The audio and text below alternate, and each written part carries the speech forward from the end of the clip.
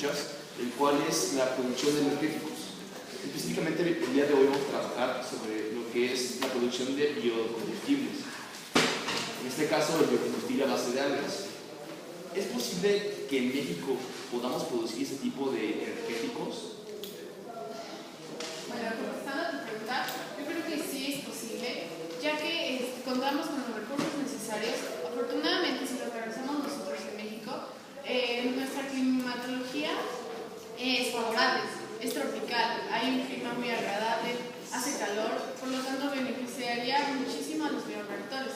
Los bioreactores son a partir de algas y son almacenadas estas algas en tubos. Estos tubos, al calentárselos, al exponerse en la luz solar, generan hidrógeno. Por lo tanto, yo creo que sí sería muy benefactorio tenerlos aquí en un país tercermundista como es México.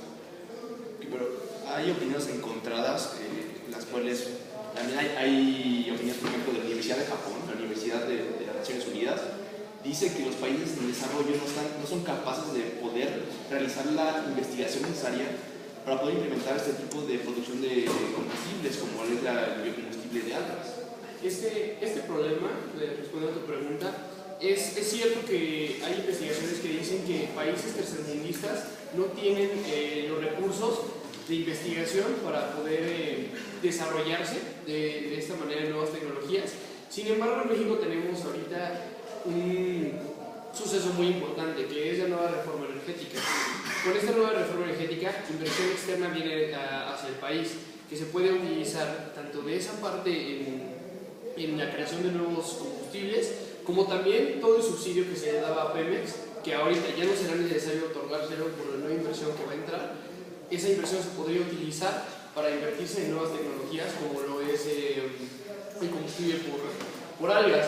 Además de todo, el combustible por algas es muy benefactorio para pues absolutamente todos, ya que en vez de utilizar miles de millones de hectáreas en la producción de este combustible, solo utilizaríamos menos de 100.000 hectáreas para producir lo mismo que se produce con las otras miles de millones. Por ejemplo, como dice Rudy, hay otras formas de crear combustible como lo están haciendo con maíz u otros medios orgánicos, pero además de que sí sería un problema porque, como bien dice el artículo, para países en desarrollo es un poco complicado porque no tenemos ni presupuesto y luego tampoco tenemos los medios intelectuales para realizarlo, pero sí es viable, además de que esto puede ser, bueno, esto es más bien lo que va a sustituir el petróleo en el futuro. Como México es un país en vías de desarrollo como muchos otros, porque tiene muchas necesidades. Estamos hablando de un país que tiene un crecimiento del 17% en ventas de autos. Tenemos un crecimiento del 17% en este año nada más, y vamos a ir aumentando. Esto va a generar mucha más contaminación. Y nosotros es necesario ya buscar una fuente de energías alternas que sea sustentable, como es el biocombustible en microalgas. Esto ya ha sido comprobado, como está diciendo Rodolfo. Solo se necesitan alrededor de 97 millones de hectáreas para poder generar todo el petróleo que estamos gastando en estos combustibles. Obviamente tenemos retos por hacer, que es toda la corrupción que se está manejando en México. La reforma energética obviamente va a afectar todo el consumo, pero yo creo que si podemos traer al sector privado a invertir al país y que para que esto pueda ayudar, puede ser una muy buena inversión las microalgas como biocombustible. Yo creo que ese es prácticamente el problema. No creo que sea tanto los factores que nos faltan, porque según la Universidad de Japón, lo único que el impedimento que tenemos nosotros países tercermundistas para desarrollar esta tecnología es la educación, el hábito de investigación y los recursos. Yo lo veo tanto el problema como los recursos, porque si ves en el ranking americano de las mejores universidades, la UNAM se posiciona en el número 2. Este ranking se enfoca nada más a la potencia en las investigaciones, en la excelencia de estas investigaciones. Entonces, estas investigaciones están sustentadas, están aprobadas por ese ranking de que, por ejemplo, en la universidad, a nivel de Latinoamérica, se posiciona en el número 2. Entonces, realmente eso es como contradecirse, porque tecnología, a lo mejor estamos en desarrollo, pero la investigación sí la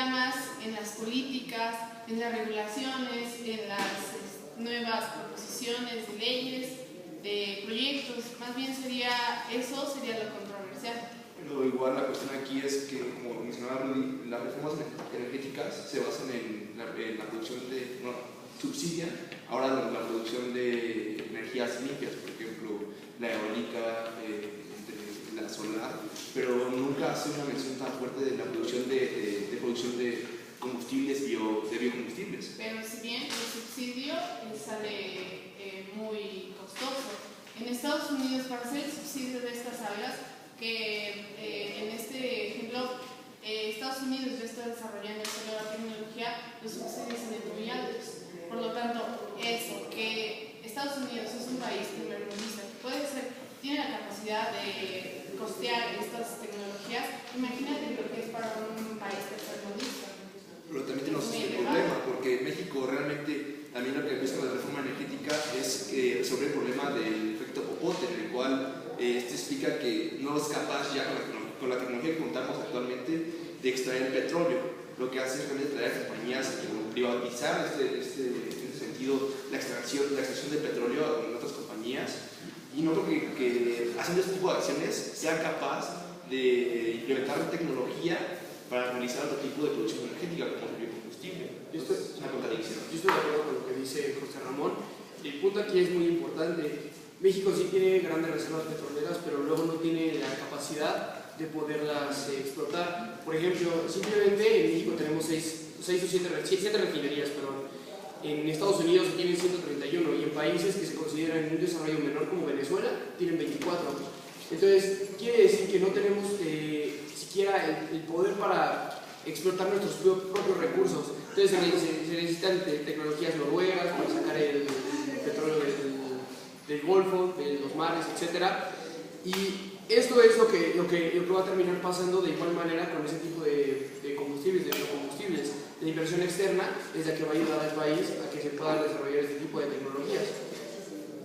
Con inversión externa, pero también, o sea, si metemos empresas privadas en la parte de investigación y la parte de expandir todo este recurso, podríamos tener un beneficio y se podría aprovechar mucho más que todo lo que hemos aprovechado con el petróleo que se ha hecho con Pemex.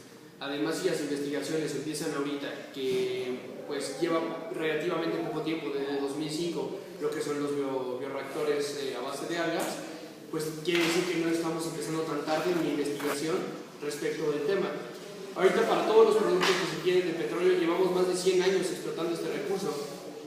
Entonces, a través de los años y de investigación de estos años es como vamos a poder lograr cosas de esta manera, y es lo mismo que se puede hacer con este tipo de biocombustibles.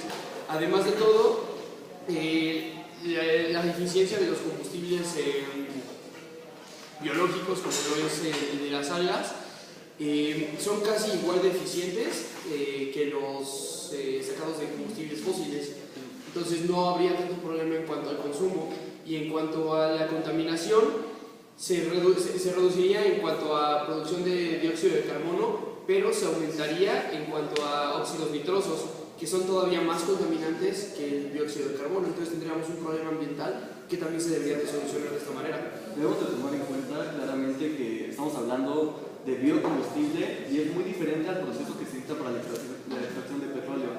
Para el petróleo necesitamos refinerías, se ha requerido muchísima investigación, y al momento de hablar de microalgas estamos hablando de una investigación mucho más ágil, que obviamente viene evolucionando y podemos evolucionar nuestros procesos, pero aún así no necesitamos la misma tecnología ni la misma inversión que se necesita para estar sacando petróleo u otras energías. Pero el punto aquí es que el petróleo se va a acabar, o sea, ya es poco lo que tenemos, entonces estamos muy a tiempo de buscar ¿cómo decir? medidas alternas, por como lo es ahorita el biodiesel, que, como dice Rudy, produce óxidos nitrosos, pero todo el dióxido de carbono, en lugar de producir más, lo absorbe. Entonces eso lo podemos ver como una ventaja, y además de que es, bueno, amigo de comunidad. Sí, partiendo de lo que dice Gerardo, según el pico de Humber, que es el CENIP del petróleo, que es una ley de estimación del petróleo que dice en cuánto tiempo va a desgastarse todo este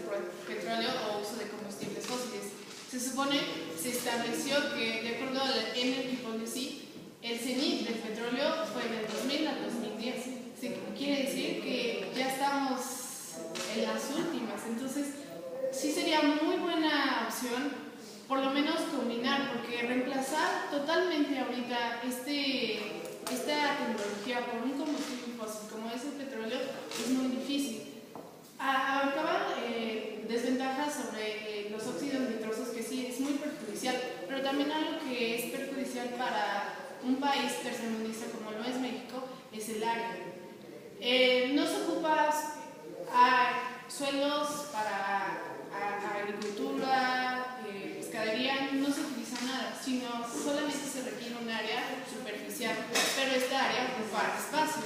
Se supone que de acuerdo a esta revista que es Energy Policy, se necesitaría el tamaño de Texas, puesto todos los bioreactores para alimentar solamente Estados Unidos. Imagínense si hacemos una regla de